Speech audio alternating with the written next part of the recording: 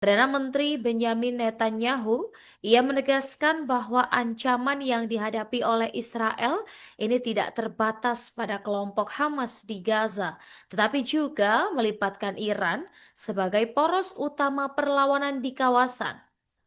Hal ini Tribuners disampaikan langsung Netanyahu dalam pidatonya pada peringatan Tahun Baru Yahudi Rosh Hashanah di hadapan Forum Staf Umum Angkatan Pertahanan Israel atau kita kenal dengan IDF di Tel Aviv. Dalam pernyataannya, Tribuners, Netanyahu ini menekankan bahwa tujuan Israel bukan hanya sekadar mengakhiri perang dengan Hamas, melainkan juga menghancurkan jaringan-jaringan regional yang menurutnya ini dipimpin oleh Iran. Ia menyebut Iran ini sebagai poros kekuatan yang menyalurkan dukungan militer, kemudian dana, dan bahkan strategi-strategi kepada kelompok-kelompok bersenjata yang beroperasi melawan Israel di Timur Tengah. Menurutnya, jika Iran ini tidak dibatasi, ancaman terhadap Israel ini akan terus meluas dan membahayakan stabilitas regional. Meski tidak merinci strategi secara terbuka, Netanyahu ini memberi sinyal bahwa Israel akan menempuh berbagai langkah, mulai dari operasi militer terukur, kemudian kampanye rahasia, hingga tekanan diplomatik untuk melemahkan kemampuan Iran.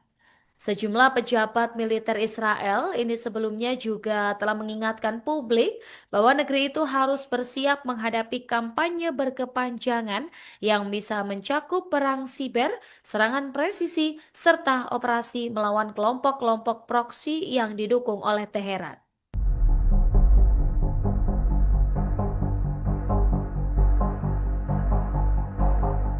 Perdana Menteri Israel Benjamin Netanyahu mengakui negaranya berpotensi terisolasi akibat meningkatnya tekanan global terkait perang Gaza. Diketahui untuk pertama kalinya, Netanyahu menyebut Israel bisa menghadapi isolasi diplomatik jangka panjang. Tekanan politik itu semakin terasa setelah sejumlah sekutu lama Israel, termasuk Inggris, Kanada, Portugal, dan Australia, mengakui Palestina di sidang umum PBB. Mengutip dari Tribun News, pada 23 September, industri senjata Israel pun terkena imbas. Dilaporkan, Spanyol membatalkan kontrak ratusan juta dolar setelah mengecam perang Gaza. Bahkan, Inggris dan Perancis juga melarang perusahaan pertahanan Israel tampil di pameran senjata. Meski demikian, data Kementerian Pertahanan Israel mencatat ekspor senjata sebagian besar pasar berasal dari Eropa. Namun, analisis pertahanan Oded Yaron mengingatkan Israel tidak bisa kehilangan lebih banyak pasar. Ia menilai hal itu dapat merusak kemampuan pertahanan negara tersebut. Menteri Luar Negeri Spanyol José Manuel Albares menolak janji Perdana Menteri Israel Benjamin Netanyahu terkait Palestina. Netanyahu sebelumnya menegaskan tidak akan pernah ada negara Palestina, meski mengaku ingin hidup berdampingan secara damai. Pernyataan itu langsung dimentahkan Spanyol yang selama ini menjadi garda terdepan menekan Israel agar menghentikan perang Gaza. Albares menyebut semakin banyak negara mengakui Palestina sejak Spanyol, Irlandia, dan Norwegia melakukannya pada 2024. Ia juga menegaskan mayoritas dunia kini mendukung solusi dua negara pada Senin 22 September 2025. Di sidang Majelis Umum PBB, Albares menyatakan yakin suatu hari nanti akan ada pemimpin Israel yang benar-benar siap membawa perdamaian. Sementara itu, Palestina berharap pengakuan baru datang dari 10 negara tambahan. Dilaporkan sejauh ini lebih dari 145 negara telah resmi mengakui Palestina.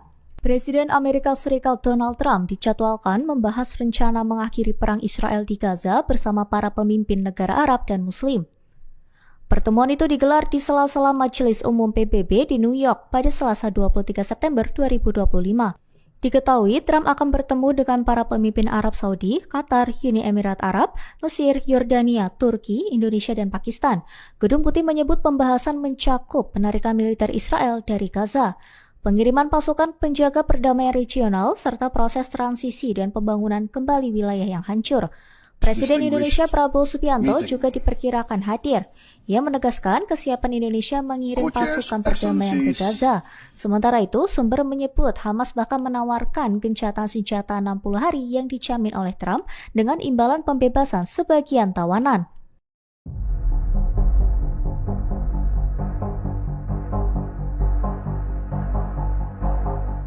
Hamas dilaporkan menulis surat yang ditujukan langsung kepada Presiden Amerika Serikat Donald Trump. Isi surat itu disebut meminta gencatan senjata selama 60 hari di Gaza dengan imbalan pembebasan separuh dari 48 sandera yang masih ditahan. Mengutip dari The Times of Israel pada 23 September, hal ini dilaporkan oleh sumber utama Fox News terbaru. Dilaporkan surat itu disebut tengah dipegang mediator Qatar dan akan diberikan kepada Trump dalam waktu dekat. Namun tidak jelas apakah surat itu menyinggung isu peluncuran senjata Hamas, tuntutan utama Israel yang selama ini ditolak. Laporan mengenai surat itu muncul bersamaan dengan dirilisnya video propaganda Hamas yang memperlihatkan sandera Israel. Pada saat yang sama, keluarga para sandera melakukan aksi protes di depan kediaman Perdana Menteri Benjamin Netanyahu di Yerusalem guna mendesak adanya kesepakatan gencatan senjata. Mossad yang mengerahkan 100 agen ke Iran dan ditujukan untuk melumpuhkan peluncuran rudal dan juga baterai milik Teheran. Pemirsa, dikatakan rezim Zionis ini telah mengerahkan sekitar 100 agen Mossad menuju Iran. Hal ini bertujuan untuk melumpuhkan peluncur rudal dan juga baterai sistem pertahanan udara pada awal perang 12 hari di bulan Juni lalu.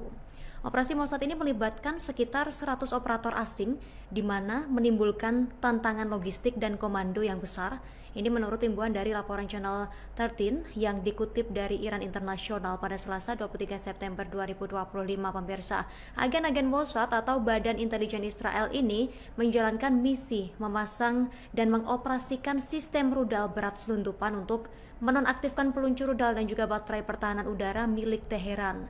Keterangan ini tentu saja diungkap oleh Perdana Menteri Israel Benjamin Netanyahu saat memberitahu Presiden Amerika Serikat Donald Trump tentang operasi yang direncanakan oleh Mossad sendiri, di mana dikatakan olehnya dokumenter terbaru ini menggambarkan apa yang disebut Netanyahu sebagai misi yang belum pernah terjadi sebelumnya, baik dari segi skala maupun tuntutan teknisnya.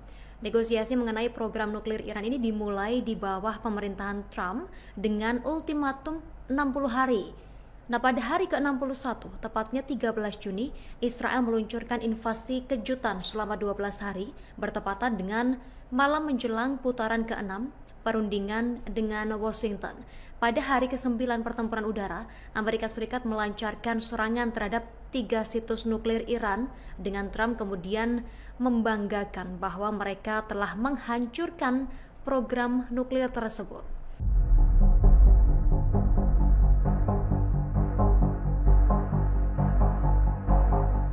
Perdana Menteri Israel Benjamin Netanyahu mengakui negaranya berpotensi terisolasi akibat meningkatnya tekanan global terkait perang Gaza. Diketahui untuk pertama kalinya Netanyahu menyebut Israel bisa menghadapi isolasi diplomatik jangka panjang. Tekanan politik itu semakin terasa setelah sejumlah sekutu lama Israel termasuk Inggris, Kanada, Portugal, dan Australia mengakui Palestina di sidang umum PBB. Mengutip dari Tribun News pada 23 September, industri senjata Israel pun terkena imbas. Dilaporkan Spanyol membatalkan kontrak ratusan juta dolar setelah mengecam perang Gaza. Bahkan Inggris dan Perancis juga melarang perusahaan pertahanan Israel tampil di pameran senjata. Meski demikian, data Kementerian Pertahanan Israel mencatat ekspor senjata sebagian besar pasar berasal dari Eropa. Namun, analisis pertahanan Oded Yaron mengingatkan Israel tidak bisa kehilangan lebih banyak pasar. Ia menilai hal itu dapat merusak kemampuan pertahanan negara tersebut.